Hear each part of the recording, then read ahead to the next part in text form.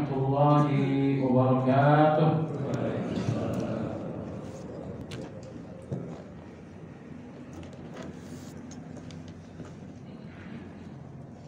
Innal hamdalillah nahmaduhu wa nasta'inuhu wa nastaghfiruh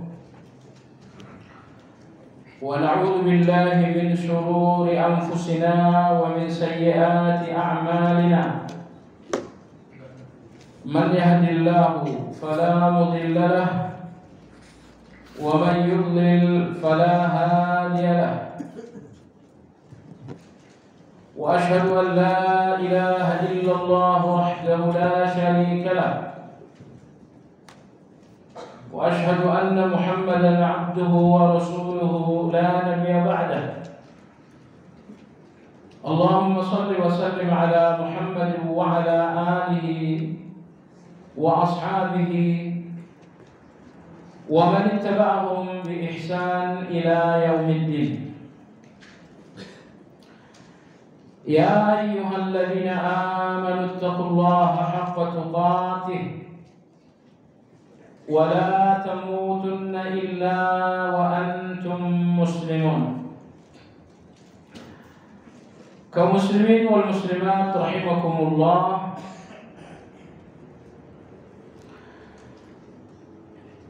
Pekan lalu kita telah mengawali pembahasan baru dalam kajian Madarijus Salikin, yaitu 15 pilar-pilar ubudiyah. Imam Ibnu Qayyim rahimahullah menyebutkan jalan 15 itu. Beliau mengatakan karena seluruh ibadah kembali kepada 3 hal. Ada ibadah yang kembali kepada perilaku dan perbuatan manusia. Itu dinamakan ibadah perbuatan. Lalu ada juga ibadah yang kembali kepada ucapan-ucapan manusia. Itu dinamakan ibadah lisan. Lalu ada juga ibadah-ibadah yang kembali kepada hati manusia. Itu dinamakan dengan ibadah hati. Jadi 3. Ibadah perbuatan, ibadah lisan, ibadah hati. Masing-masing dari 3 ibadah ini dikali 5. Karena hukum Islam ada yang wajib, ada yang sunnah, ada yang haram, ada yang makruh, lalu ada yang mubah. Nah, 3 ibadah tadi masing-masing ada yang wajib, ada yang mustahab, sunnah, ada yang haram, ada yang makruh, ada yang mubah. Sehingga 3 kali 5 adalah 15. Lalu pertemuan lalu Imam Ibnu Qayyim rahimahullah menyebutkan beberapa ibadah-ibadah yang wajib di dalam hati manusia pada halaman 179. Yang pertama kata beliau adalah ikhlas. Lalu kemudian ada tawakal. Kemudian pembenaran yang mantap alias tasdiqun jazim. Pembenaran tanpa ragu. Dan ini ibadah yang sangat sulit. Tasdik, membenarkan tanpa ragu. Misalnya Allah berfirman, ud'uni astajib lakum. Berdoalah agar aku mengabulkan. Ternyata setelah kita berdoa 3 hari, bahkan sudah 3 bulan, permintaan kita enggak juga dikabulkan oleh Allah. Saat Allah menguji, apakah Anda masih tasdik? Apakah Anda masih membenarkan ayat tadi? Ayat mengatakan bahwa kalau kalian berdoa, aku kabulkan. Kita membenarkan ayat ini. Tapi ketika doa kita ditunda oleh Allah sampai setahun, sampai 2 tahun, apakah pembenaran hati terhadap ayat tadi masih utuh atau telah berkurang disebabkan karena doa kita yang ditunda oleh Allah Azza wa Jalla? Maka ibadah yang beliau sebut dengan tasdiqun jazim, pembenaran secara utuh, ini bukan ibadah yang ringan. Misalnya Allah berfirman, fa inna ma'al usri yusra, sesungguhnya bersamaan dengan kesulitan ada kemudahan. Ini rasa-rasanya kesulitan udah sangat lama. Tunggakan SPP anak sudah hampir setahun. Kemudahan belum juga ada tanda-tandanya. Nah, apakah Anda masih tasdiqun jazim terhadap ayat tadi? Pembenaran Anda terhadap ayat itu apakah pembenaran yang masih utuh ataukah pembenaran yang sudah mulai lemah? Karena Allah menguji bahwa kemudahan Anda tidak datang dalam waktu yang cepat. Nah, jadi tasdiq jazim, pembenaran secara utuh, pembenaran yang tidak sedikit pun ada keraguan, ini ibadah yang sangat berat. Karena Allah menguji tasdik kita, Allah menguji pembenaran kita.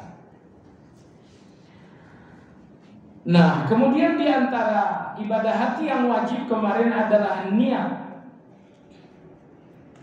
Tadi dikatakan ikhlas, lalu sekarang niat. Imam Ibnu Qayyim mengatakan antara ikhlas dengan niat dua hal yang beda tapi tidak terpisah. Setiap orang yang ikhlas itu pasti berniat, tapi tidak setiap orang yang berniat itu ikhlas. Penjabarannya seperti ini. Apa sih niat itu? Niat itu menginginkan sesuatu dengan kesengajaan. Nah, kalau misalnya Anda ketemu saya di jalan, kebetulan ini pertemuan kebetulan bukan dengan niat. Tapi kalau saya sengaja datang ke rumah Anda, itu namanya pertemuan dengan niat. Nah, jadi ibadah dalam Islam itu harus dari niat. Enggak boleh ada ibadah yang kebetulan. Pergi dulu ke masjid, kebetulan masuk waktu sholat, saya sholat dulu. Islam menginginkan ibadah-ibadah itu diniatkan, disengaja, direncanakan.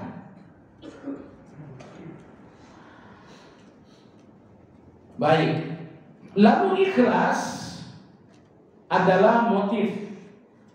Misalnya saya berniat akan sholat, itu niat.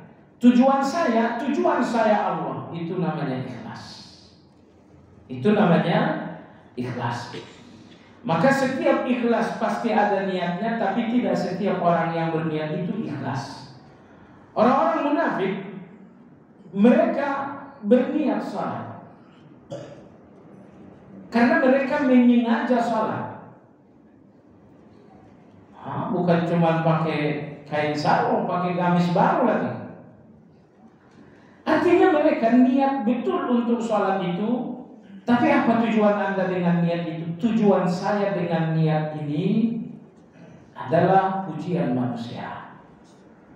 Dia berniat, tapi tujuan di balik niat tersebut bukan Allah. Ini namanya niat tanpa ikhlas. Baik.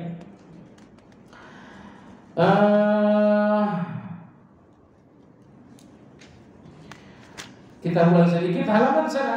Kemudian beliau juga menyebutkan di antara ibadah hati berikutnya adalah as-sidq. Kalau tadi tasdik membenarkan, yang kedua adalah as-sidq, jujur. Beliau memberikan perbedaan antara jujur dengan ikhlas. Ya, apa itu jujur, apa itu ikhlas? Ibadah yang ikhlas apabila Anda lepas dari pandangan-pandangan manusia. Saya sholat bukan untuk pandangan manusia, bukan untuk pendengaran manusia. Itu namanya ikhlas. Ketika Anda lepas dari riya. Kalau sidik, jujur, lebih dari itu. Ketika Anda sholat, bahkan Anda tidak melihat diri Anda sendiri. Cara yang pertama Anda paham, Anda sholat tanpa melihat manusia. Ini namanya ikhlas. Yang kedua, sidik, yaitu Anda sholat tanpa melihat diri sendiri. Apa maksudnya? Ada orang yang sholat, dia mengatakan saya sholat di masjid karena memang saya ini orang soleh. Jadi dia sholat di masjid itu karena dirinya soleh. Di dalam sholat dia melihat dirinya, ini tidak sidik. Kamu sedekah, iya. Kenapa kamu sedekah? Karena saya adalah dermawan. Kamu melihat diri kamu dalam sedekah kamu. Nah, kalau misalnya ada orang sedekah, saya sedekah supaya dipuji orang, tidak. Itu berarti ikhlas. Tapi kenapa kamu sedekah? Karena saya memang dermawan. Kamu lepas dari pandangan manusia, tapi kamu tidak lepas dari pandangan dirimu sendiri. Oleh sebab itu, ikhlas melepaskan seseorang dari riya. Tetapi sidik melepaskan seseorang dari ujub. Dan ibadah Anda terhapus karena dua-duanya. Ibadah Anda kehilangan pahala, dihapus oleh Allah karena dia. Tapi ibadah Anda juga dihapus oleh Allah, pahalanya disebabkan karena ujub. Bagaimana agar selamat dari riya? Jawabannya ikhlas. Bagaimana agar Anda selamat dari ujub? Jawabannya sidik. Ikrar orang-orang yang sidik adalah la haula wala quwwata illa billah. Tidak ada dayaku, tidak ada kekuatanku kecuali dengan Allah. Salat ini bukan kekuatanku, tapi ini dengan bantuan Allah. Puasa itu bukan kekuatanku, tapi dengan bantuan Allah. Dengan bantuan Allah. Kamu salat tahajud bukan karena saya hebat, tapi karena Allah bantu saya tahajud ini. Allah berikan taufik, lalu Allah berikan sehat, Allah berikan keinginan. Dalam satu ibadah, entah berapa bantuan Allah untuk Anda. Bantuan yang pertama Allah berikan Anda taufik. Hati Anda tergerak untuk melakukan ibadah itu. Bantuan Allah yang kedua, Allah berikan Anda waktu. Bantuan Allah yang ketiga, Allah berikan Anda ikhlas. Bantuan Allah yang keempat, Allah berikan Anda sehat. Entah berapa bantuan-bantuan Allah untuk Anda hanya untuk satu ibadah. Karena bantuan Allah sangat begitu banyak untuk satu ibadah, maka Anda tidak boleh lagi melihat diri Anda. Lihatlah Allahnya. Saya sholat karena saya orang saleh. Karena saya memang orang bertakwa, mau dia baik. Kamu melihat diri kamu. Padahal bantuan-bantuan Allah untuk Anda dalam satu ibadah itu sangat banyak sekali. Nah, orang yang ikhlas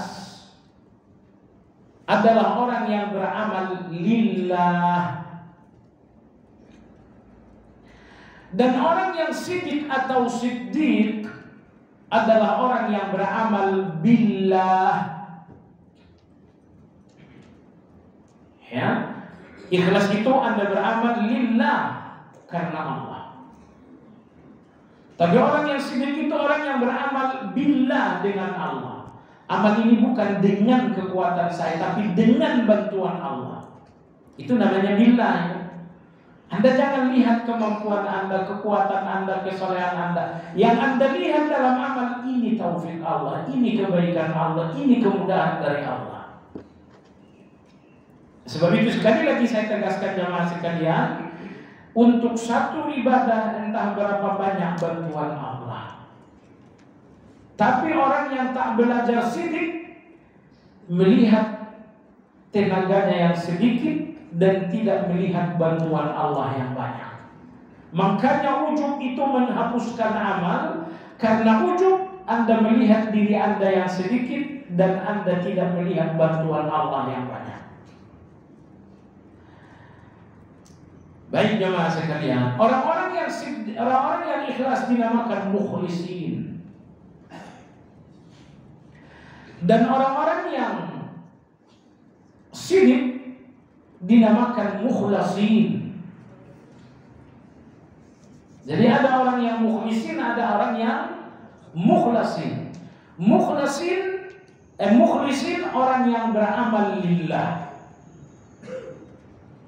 Hasilnya adalah ikhlas. Adapun mukhlasin orang yang beramal dengan sidik, yaitu billah. Baik. Beramal lillah mukhlisin, beramal billah mukhlasin. Nah, jadi menurut Anda mana yang lebih tinggi antara sidik dengan ikhlas? Sidik lebih tinggi daripada ikhlas, tapi tidak ada sidik itu tanpa ikhlas. Tetapi adakah ada orang yang ikhlas tanpa sidik? Ada. Mereka yang beramal bukan untuk pandangan manusia, tapi mereka melihat diri mereka sendiri. Mereka tak melihat orang lain, tapi mereka melihat diri sendiri. Maka sidik lebih tinggi daripada ikhlas, namun tidak ada sidik tanpa ikhlas. Baik jemaah sekalian, halaman 180 sekarang. Masing-masing kewajiban hati ini memiliki dua tingkatan. Kewajiban-kewajiban ibadah-ibadah hati ini, ada ibadah yang katanya wajib, ada yang sekedar mustahab atau sunnah. Ke bawah, sabar. Di bawah ada sabar. Sabar ini juga hukumnya merupakan ibadah hati yang hukumnya wajib. Kan kita lagi bicara ibadah-ibadah hati. Ada ikhlas, ada tasdik, ada tawakal, ada sidik. Udah 5. Ibadah hati berikutnya halaman 180 adalah sabar. Sabar itu ibadah hati. Sifatnya wajib atau sunnah? Secara umum sabar itu wajib. Secara umum. Cuman seperti tadi katakan, ada yang wajib, ada yang sunnah. Kalau bersabar untuk sholat wajib, sabar hukumnya wajib. Tapi sabar Anda untuk melakukan sholat witir, sabar wajib atau sabar sunnah? Nah, itu rinciannya. Tapi secara umum sabar itu hukumnya adalah wajib. Apakah sabar menjalankan perintah, hukumnya wajib? Ataukah sabar menjauhi larangan? Dan yang ketiga adalah sabar dalam menjalani ujian. 3 sabar ini hukumnya adalah wajib. Nah, besok apabila ternyata Anda masuk surga, insyaallah ta'ala, amin, kata selamat yang Anda dengarkan dari malaikat adalah sabar. Malaikat mengatakan, salamun alaikum bima sabartum, selamat untuk kalian. Inilah hasil kesabaran dunia itu. Malaikat tidak pernah cemburu karena Anda salat, karena mereka juga salat. Malaikat pun tidak cemburu karena Anda berzikir, karena mereka juga berzikir. Mereka pun tidak cemburu karena Anda jihad, karena mereka pun ikut berjihad. Dalam perang Badar mereka ikut jihad. Kecemburuan malaikat atas tugas Anda adalah sabar. Anda sabar dan mereka nggak perlu sabar. Anda sabar untuk sholat karena Anda harus melawan hawa nafsu. Malaikat sholat itu nggak melawan apa-apa. Ya, Anda berpuasa, ya karena Anda sabar melawan hawa nafsu. Tapi malaikat itu nggak ada ibadah sabar. Jadi ibadah yang tidak dimiliki malaikat adalah sabar. Makanya ketika orang-orang bertakwa sampai di surga, ucapan selamat mereka ada selamat atas kesabaran. Assalamualaikum bima sabartum. Imam Ahmad rahimahullah ta'ala mengatakan Allah menyebutkan sabar dalam Al-Quran sebanyak 90 tempat dalam Al-Quran. Maksudnya perintah sabar dalam Al-Quran sebanyak 90 kali. Atau lebih dari 90 kali. Jadi sabar berapa kali perintahnya dalam Al-Quran? 90 kali. Imam Ahmad rahimahullah ta'ala mengatakan seandainya sabar hanya 1 kali perintahnya, mungkin hukumnya gak sampai wajib. Tapi perintah sabar itu mencapai 90 kali. Oleh sebab itulah beliau menyimpulkan sabar itu hukumnya wajib. Sabar ini juga memiliki 2 tingkatan, yaitu mustahab wajib dan yang kamal mustahab, yaitu sunnah. Ada sabar yang wajib, ada sabar yang sunnah. Sabar melakukan salat 5 waktu, sabar yang wajib. Sabar menjalankan Ramadan, itu sabar yang wajib. Tapi sabar Anda untuk tilawah Al-Quran itu sabar yang sunnah. Sabar Anda untuk zikir itu sabar yang hukumnya sunnah. Baik, kita lanjutkan ke bawah. Sedangkan kewajiban hati yang diperselisihkan wajibnya ialah, nah, ibadah-ibadah hati yang wajib sudah selesai. Berikutnya beliau ingin mengajak kita melihat apa saja ibadah-ibadah hati yang dikhilafiahkan. Ada yang bilang wajib, ada yang bilang sunnah. Yang pertama adalah ridha. Yang pertama adalah ridha. Ridha yang dikhilafiahkan ini adalah ridha dalam ujian. Ridha dalam ujian. Karena ada ridha yang hukumnya wajib disepakati, yang yaitu 3 ridha yang Anda ikrarkan pagi dan sore hari. Raditu billahi rabba, ini keridhaan yang hukumnya wajib. Wa bil islami dina, ini keridhaan yang hukumnya wajib. Wa bi Muhammadin sallallahu alaihi wasallam nabiyya, ini keridhaan yang hukumnya wajib. Ridha dengan rububiyah Allah, ridha dengan Islam, ridha dengan Rasulullah sebagai nabi. 3 keridhaan ini hukumnya wajib. Mana ridha yang hukumnya sunnah? Ridha yang hukumnya sunnah adalah ridha dalam ujian. Ridha dalam ujian. Allah ujikan Anda. Tentu Allah tidak menguji Anda dalam kekuatan Anda. Tapi Allah menguji Anda dalam kelemahan Anda, agar kelemahan itu menjadi kekuatan. Kelemahan yang belum teruji nggak akan pernah menjadi kekuatan Anda. Nah, ternyata Allah tahulah apa yang jadi kelemahan Anda, dan itulah yang kemudian Allah pilih menjadi ujian Anda. Allah uji Anda dengan hutang-piutang. Waduh. Karena Allah tahu, pertama Anda gak kerja, kebutuhan Anda banyak, maka Allah uji Anda dengan hutang-piutang tersebut. Apabila telah datang ujian Allah, maka manusia terbagi dalam 4 kategori. Saya nggak tahu kategori Anda yang mana. Kategori yang pertama,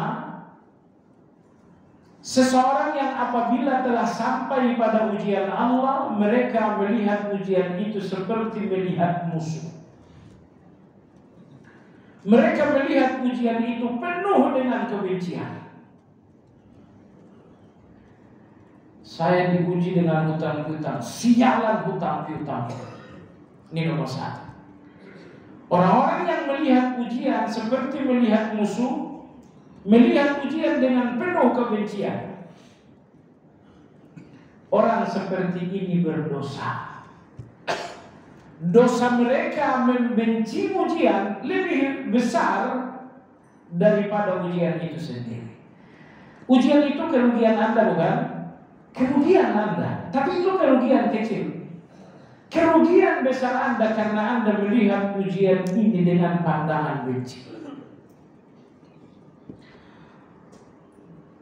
Vonis dokter, saya mengalami sakit begini. Kata dokter, permanen gak bisa sembuh lagi.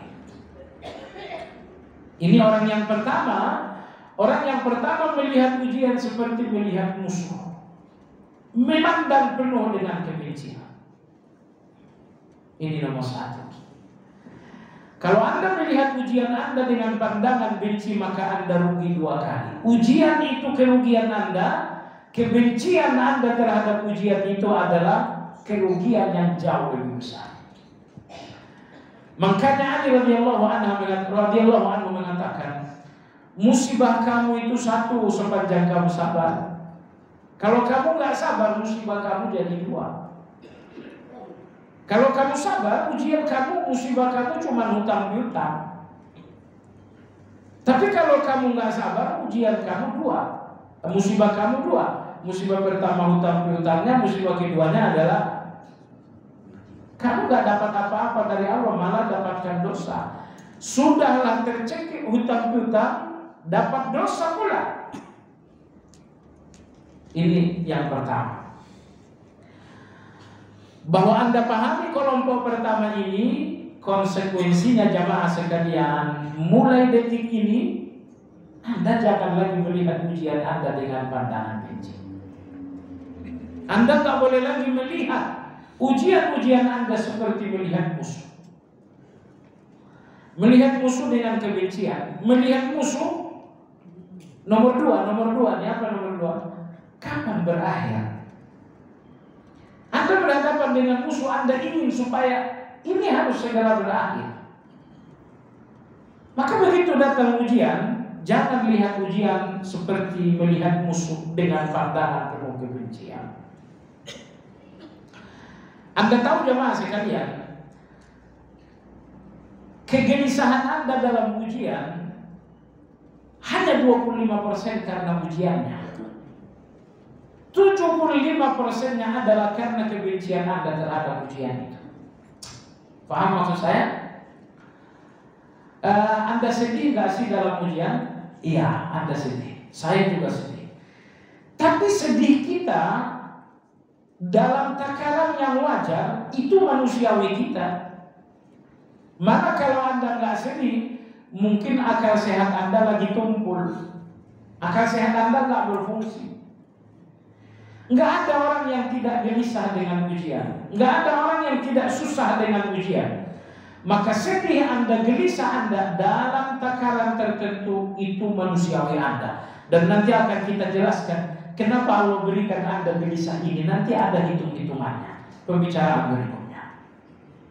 Tapi jemaah sekalian, kegelisahan Anda yang berlebihan dalam ujian Allah bukan karena ujiannya. Sehingga Anda tak bisa katakan manusiawi dong. Manusiawi kalau gelisah kamu, gelisah yang sederhana, gelisah yang pas. Tapi kalau gelisah Anda, gelisah yang sudah berlebihan, itu tidak manusiawi lagi. Itu abnormal namanya. Oke, sekarang masalahnya, kenapa saya bisa sedih berlebihan dalam ujian? Jawabannya, karena kamu melihat ujian kamu dengan pandangan benci. Karena Anda melihat ujian Anda dengan pandangan musuh. Itu yang membuat ujian ini menjadi kegelisahan yang berlebihan.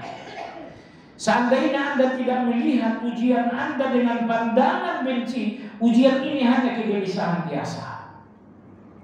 Tapi qadarullah, Anda melihat ujian Anda dengan pandangan benci, maka jadilah ujian ini kegelisahan yang berlebihan.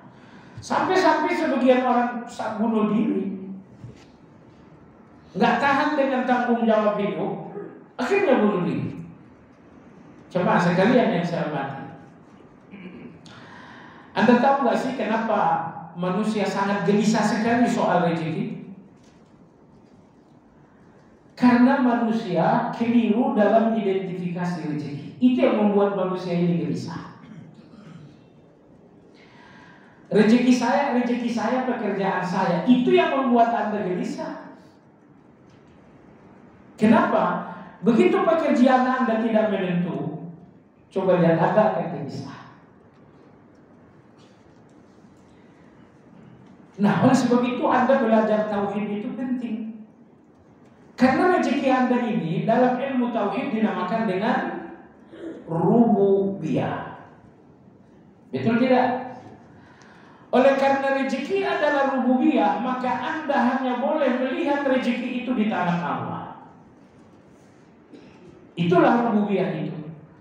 Tapi ternyata Anda tidak memahami rububiyah dengan baik, sehingga Anda melihat rezeki Anda adalah pekerjaan Anda. Saya kerja ada rezeki, tak ada kerja tak ada rezeki. Saya jualan ada uang, kalau saya nggak jualan uang tidak ada.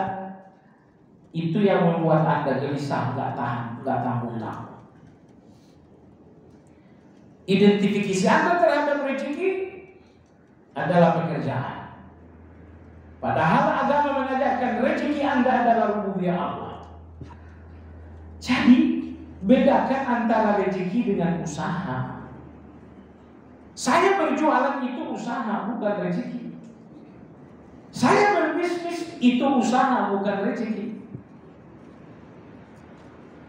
Nah, tapi begitu Anda keliru melakukan identifikasi, Anda tidak lagi melihat pekerjaan Anda sebagai usaha, tapi melihat pekerjaan saya adalah rezeki saya. Nomor satu di sini Anda berdosa. Berdosanya kenapa? Karena Anda melihat rububiyah Allah dalam usaha Anda.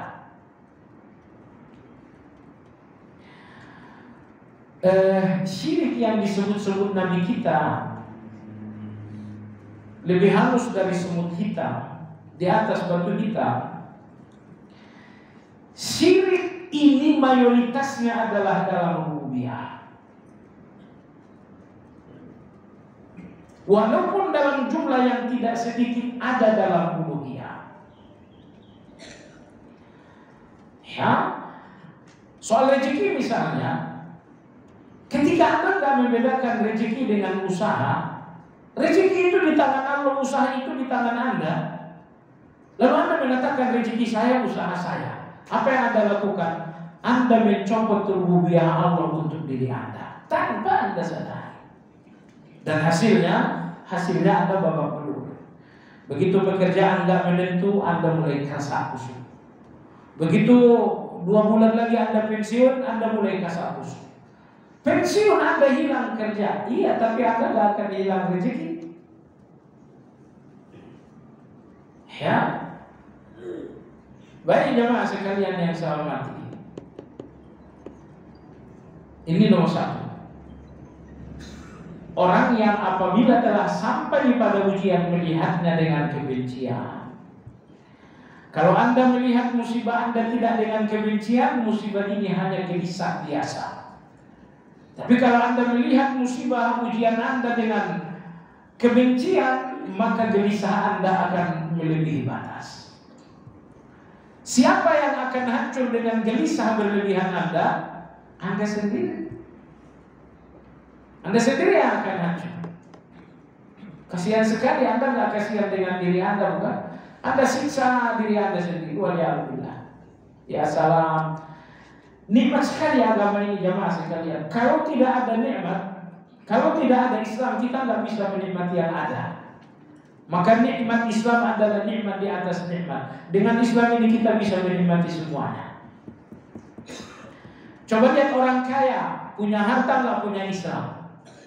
Mereka menikmati kekayaan di kasino, mereka menikmati kekayaan dengan judi, mereka menikmati kekayaan dengan wanita.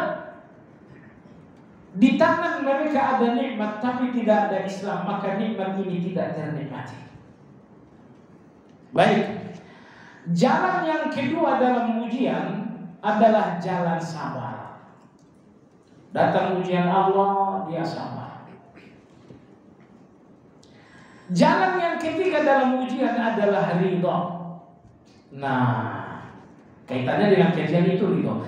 Apa bedanya sabar dan ridho dalam ujian? Orang yang sabar dalam ujian, hakikatnya mereka berkeinginan seandainya ujian ini tidak terjadi.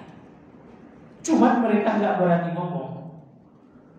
Mereka tahan, menahan itu yang dinamakan dengan sabar. Apa arti sabar? Sabar itu artinya menahan. Apa yang Anda tahan? Di sini ada satu gemuruh, seharusnya termuntahkan dengan kata-kata, tapi ternyata ada sabar sehingga gemuruh itu tertahan. Misalnya Allah menguji dengan kematian anggota keluarga. Dalam hati seandainya kematian ini gak terjadi, cuma dalam hati aja gak berani dia ucapkan, dia tahan di dalam. Ini namanya sabar. Kalau ridho itu tidak lagi menginginkan seandainya tidak. Orang tuamu wafat, iya. Gimana kalau seandainya wafat? Saya sih gak berpikir begitu. Kalau Allah inginkan dia wafat, ya sudah. Maka saya tidak menginginkan yang berbeda. Hutang piutang, ya.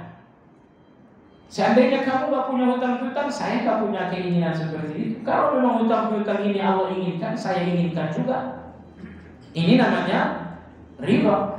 Jadi orang yang sabar, Allah uji dengan hutang piutang, tapi dalam pikiran dia mengatakan seandainya tak ada hutang. Mereka masih berontak, cuma gak berani mengucapkan. Orang yang ridho itu gak ada pemberontakannya sama sekali. Kenapa demikian? Subhanallah, orang yang ridho mereka gak melihat ujiannya, tapi mereka melihat yang ngirim ujian. Ini musibah, iya. Orang-orang yang sabar melihat musibah yang terasa pedih, sehingga mereka berharap seandainya tidak terjadi. Orang-orang yang ridho mereka melihat ini musibah, mereka gak mau lihat musibahnya. Siapa yang ngirim? Allah. Kalau ada yang ngirim berarti gak mungkin saya inginkan yang berbeda. Jadi oleh sebab itu, dalam musibah Anda, siapa yang Anda lihat? Kalau yang nampak dalam musibah adalah musibahnya, Anda akan berada dalam kesabaran. Kalau Anda ingin menjadi orang yang ridho, berarti di dalam musibah Anda gak lagi melihat musibahnya, tapi Anda melihat siapa yang mengirimkan musibah. Ternyata Allah Azza wa Jalla. Nah, gelas Anda di atas meja pecah oleh anak Anda. Anda marah tidak? Marah enggak? Oh, nanti tes aja sampai rumah. Oke. Kasus yang kedua, gelas di meja makan Anda dipecahkan oleh ibu kandung Anda sendiri. Anda marah atau tidak? Kasusnya sama, sudut pandangnya berbeda. Kalau Anda melihat kaca pecah ini, lalu Anda lihat anak kecil Anda masih mau, itu orang-orang yang sabar. Orang-orang yang ridho, ini gelas pecah, tapi mereka melihat ternyata ibu saya yang salah menjatuhkan kaca, menjatuhkan gelas. Nggak ada marah sama sekali, justru menyalahkan diri sendiri. Oh ya mohon maaf, tadi memang naruhnya kurang bagus. Adik-adik menyalahkan orang tua, malah menyalahkan diri sendiri. Sebab itulah jemaah sekalian, kalau musibah ini terasa perih, karena Anda tidak melihat siapa yang mengirim. Makanya Allah berfirman dalam surat At-Taghabun, "Wa man yu'min billahi yahdi qalbah." Kalau kalian melihat takdir Allah dalam ujian, maka Allah akan memberikan hidayah hati kalian, yaitu kesabaran. Baiklah, ini ridho. Jadi antara sabar dengan ridho mana yang lebih tinggi? Ridho. Kalau sabar, seandainya nggak terjadi ujian.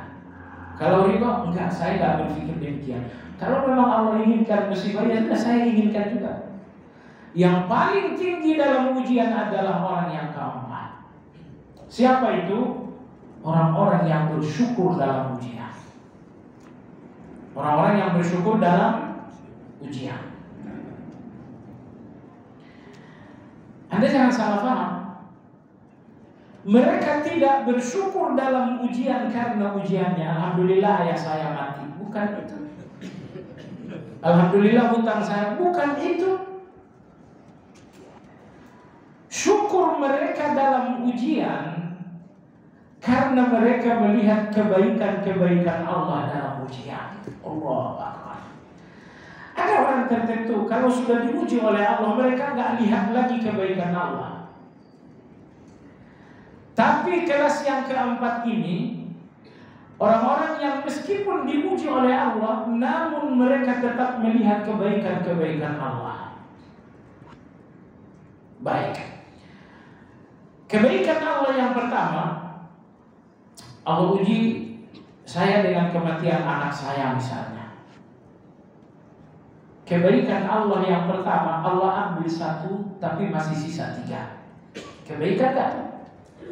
Kebaikan tidak? Alangkah baiknya Allah. Allah memang mengambil satu tapi Allah masih menyisakan 3 lagi. Ya Allah, Engkau ambil satu tapi Engkau sisakan lebih banyak. Ini kebaikan yang pertama. Kebaikan Allah yang kedua dalam ujian, bahwa ketika Allah kirimkan ujiannya, Allah pun kirimkan sabarnya. Allah kirimkan ujian, bersamaan dengan ujian Allah kirimkan juga sabar. Sehingga begitu ujian datang, Anda tidak loncat-loncat, Anda tidak histeris, Anda tidak membanting-banting tubuh. Saya kira Anda sudah lihat di televisi seorang yang anaknya mati.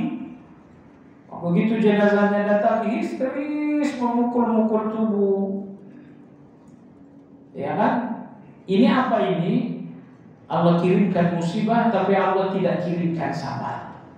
Kenapa demikian? Sabar itu tidak menemukan tempat. Hatinya rusak. Di dalam hatinya tidak ada iman, maka sabar tidak menemukan tempat di dalam. Seandainya di dalam hatinya ada iman, sabar akan menemukan tempat. Maka Allah berfirman, ya ayyuhalladzina amanu sabiru. Wahai orang-orang beriman, bersabar kalian. Allah tahu nggak mungkin ada orang yang sabar dengan perasaan. Karena manusia hanya mampu bersabar dengan iman. Nggak usah coba bersabar dengan hati. Hati kita lemah, perasaan kita rapuh. Jangan gunakan perasaan itu untuk sabar. Gunakan iman Anda.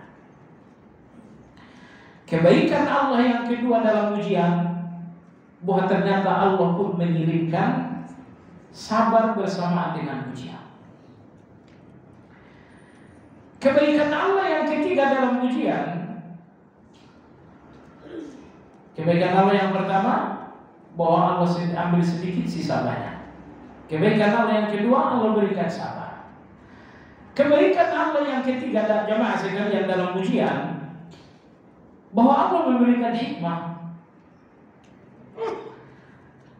Ini ujian, aku kirimkan buat kamu. Kalau memang kamu punya dosa, ujian ini untuk menghapus. Kalau kamu nggak punya dosa, ujian ini meninggikan derajat. Ya, karena ini ujian, bukan azab. Kalau di balik ujian ini ada dosamu, maka ujian ini menghapus. Tapi kalau di balik ujian ini tidak ada dosa, maka ujian ini meninggikan derajat. Cuma jamaah sekalian jangan lupa, kita tak boleh berpikir ujian saya terjadi bukan karena saya salah. Ini untuk diri Anda pribadi, Anda jangan katakan ini ujian rasa-rasanya meninggikan derajat karena saya gak punya dosa. Kan gak mungkin Anda mau begitu. Yang mesti Anda lakukan, di balik ujian ini pasti ada dosa. Kalau Anda tidak melihat dosa lahiriah, berarti dosa batiniah. Mungkin Anda mulai takabur kan? Mungkin Anda sudah mulai besar kepala kan? Memang di balik ujian Anda tidak ada dosa lahiriah di mana Anda memukul, di mana Anda menghardik, tapi di balik ujian ini ternyata ada dosa hati Anda, di mana Anda takabur, di mana Anda ujub dan selanjutnya. Nah, jemaah sekalian yang saya hormati, kebaikan Allah berikutnya dalam ujian, bahwa ternyata Anda tidak sendirian dalam ujian itu. Apa ujian Anda? Ujian Anda orang tua Anda wafat. Oh, si fulan orang tuanya juga wafat kemarin, si fulan orang tuanya juga wafat, si fulan orang tuanya wafat. Ternyata saya nggak sendirian. Yang mengalami musibah seperti saya ini, saya nggak sendirian, banyak orang lain.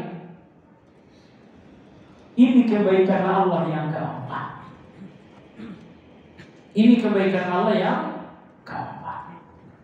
Bahwa ternyata apapun ujian Anda nggak sendirian.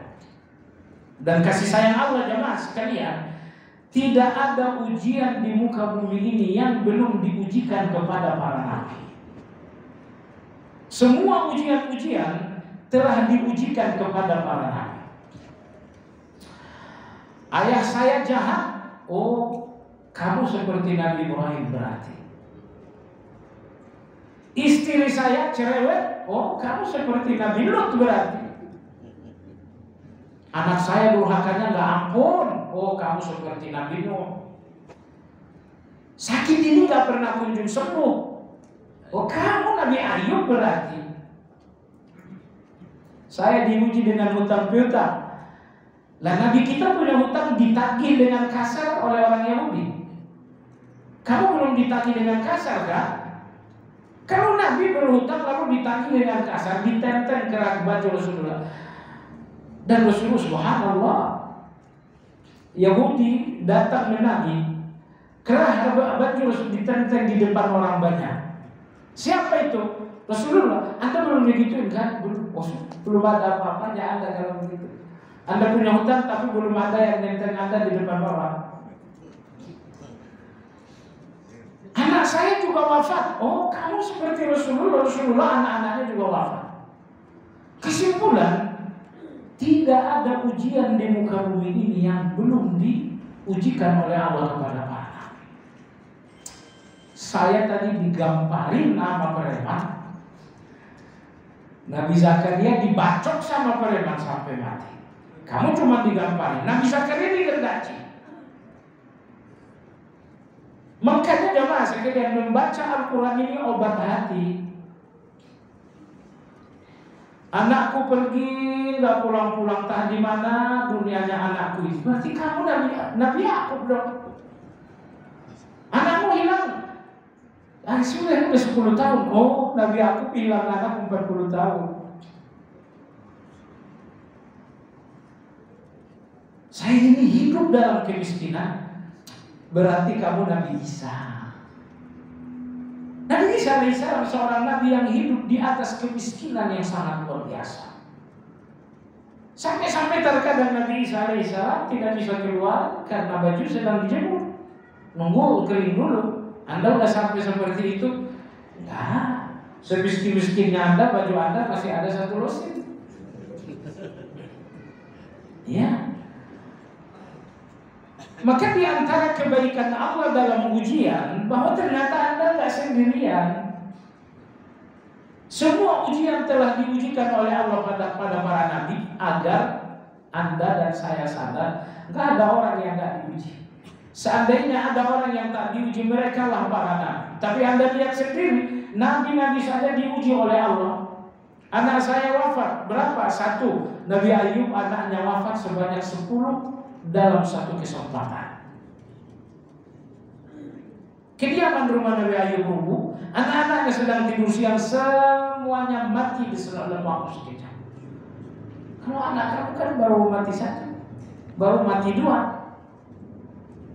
Baik, kebaikan Allah berikutnya dalam ujian Anda, bahwa ternyata ujian Anda tidak terlalu buruk. Apa musibah kamu? Orang tua saya wafat. Wafatnya karena sakit.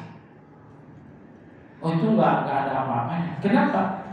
Tetangga saya orang tuanya wafat, dibacok 15 kali bacokan sampai perutnya terburai. Coba lihat. Perhatikan jemaah sekalian, bahwa Anda kehilangan ayah, kehilangan ibu, kehilangan anggota keluarga, tapi ternyata orang lain lebih buruk. Karena yang ini kehilangan ibunya, kehilangan ayahnya, dibacok orang, atau tertabrak kendaraan sampai otaknya bercecer di mana-mana. Orang tua kamu nggak begitu kan? Enggak. Kalau begitu, walaupun musibahmu musibah, tapi lebih ringan dibanding orang lain. Nah, inilah antara lain 5 kebaikan Allah dalam ujian. Ada catat nggak tadi? Sehingga ada kelompok yang keempat tadi, mereka apabila telah sampai dalam ujian, mereka sibuk bersyukur. Mereka sibuk bersyukur bahwa ujian ini ternyata lebih ringan, bahwa ujian ini ternyata tidak seburuk orang lain, bahwa ujian ini mengambil satu menyisakan lebih banyak. Gitu kan? Nah, baiklah jemaah sekalian yang saya hormati, karena mereka melihat kebaikan-kebaikan Allah dalam ujian, maka mereka sibuk dengan kebaikan itu, sehingga mereka bersyukur. Sehingga apa jadinya? Karena mereka sibuk bersyukur kebaikan Allah, sehingga musibah ini tidak lagi terasa sangat sakit. Syukur mereka atas kebaikan Allah mengurangi sakit musibah. Siapa yang tak sakit dalam musibah? Semua orang merasa sakit.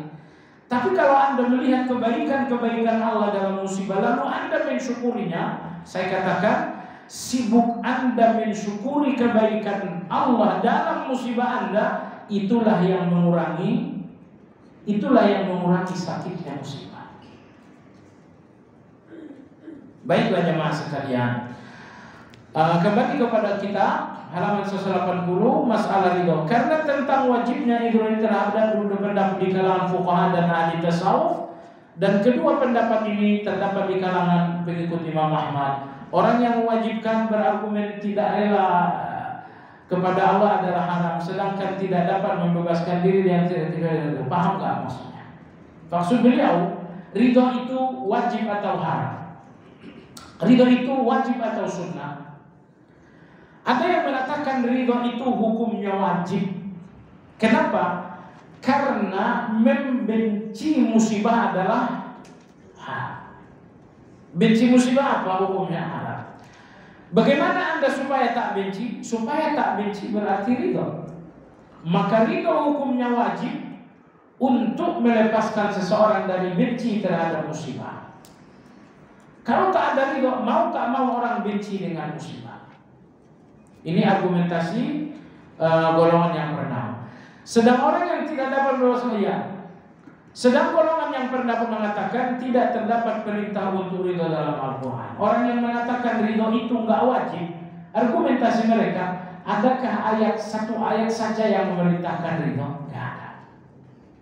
Kalau sabar diperintahkan berapa banyak?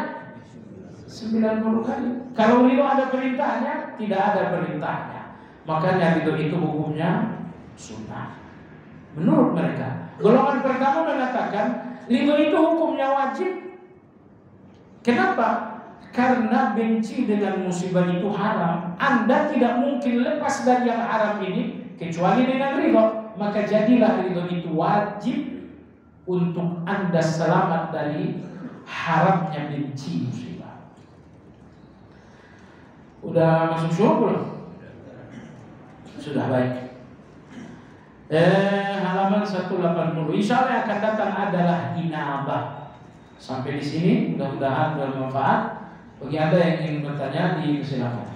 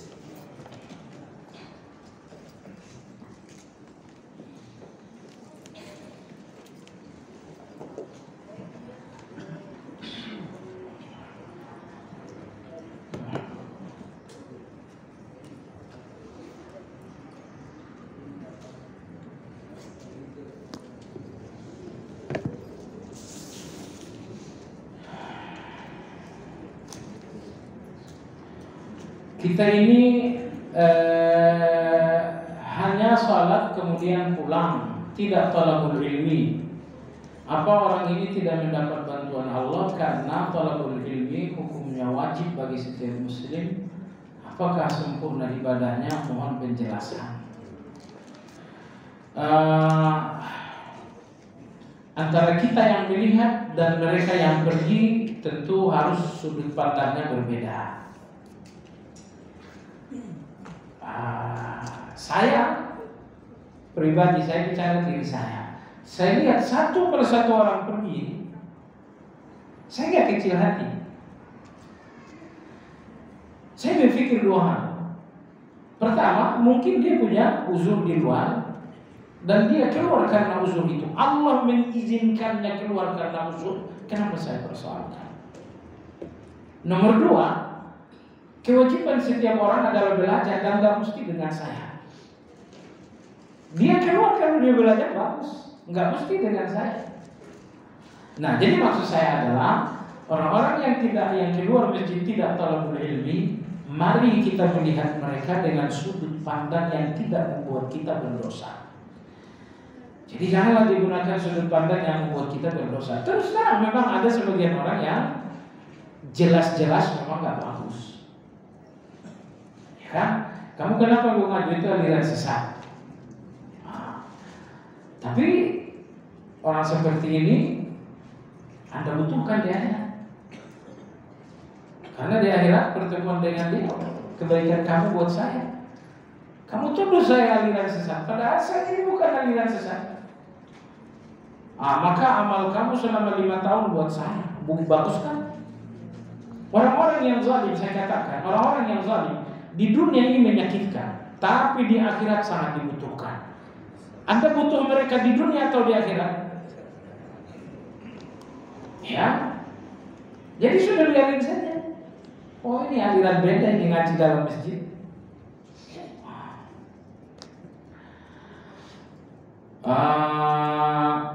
Dan hanya kepadakulah kamu harus takut tunduk. Quran surat 42 ayat 40. Ini perintah Allah. Mengapa manusia ujub hasad kepada manusia lain ini tidak mendapat bantuan untuk tidak mendapat bantuan untuk sadar atau tidak dikuasai iblis atau syaitan. Iya, manusia yang hasad, manusia yang dengki, saya kasih Anda obat, mau gak?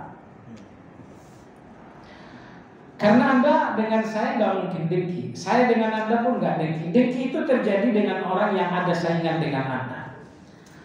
Anda bisnis kelontong, ternyata ini bisnis kelontong. Itu persaingan, itu dengki itu. Anda kerja di instansi A, dia kerja di instansi yang sama, ternyata dia naik golongan, Anda tidak. Itu pancingan-pancingan dengki. Selesai sholat, sebetulnya ada zikir yang sangat mendinginkan hati, yaitu Allahumma la mani'a lima a'tait wa la mu'ti'a lima mana'ta sampai akhir. Di depan Anda hanya ada dua pemandangan. Ada orang-orang yang berhasil melebihi Anda. Allahumma la mani'a lima a'tait. Ya Allah, enggak akan ada yang menghalangi jika Engkau memberi. Dia berhasil melebihi saya. Keberhasilannya pemberianmu, tidak ada yang bisa menghalangi itu. Aku benci gak akan menghalanginya. Seluruh dunia benci gak akan menghalangi. Pemberianmu gak pernah terhalangi oleh siapapun. La mani'a lima a'tait. Tetangga bisnisnya lagi maju. Allahumma la mani'a lima a'tait. Ya Allah, gak akan ada yang bisa menghalangi pemberian. Bisnisnya maju bukan karena dia pintar. Bisnisnya maju bukan karena modalnya banyak. Bisnisnya maju murni pemberianmu. Ya Allah, pemberianmu la mani'a. Gak akan ada yang bisa menghalangi itu. Jangankan saya seorang diri, seluruh dunia pun tidak ada yang bisa menghalanginya karena ini pemberian. Kecuali kalau suksesnya pemberian saya, itu bisa dihalangi. Kalau dia sukses pemberian fulan, itu bisa dihalangi. Tapi ternyata apa yang dia miliki pemberian Allah nggak akan ada yang bisa menghalangi.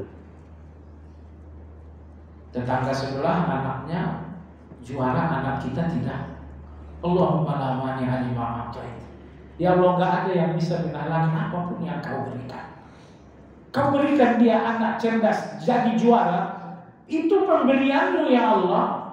Nggak ada yang bisa menghalangi itu. Baik.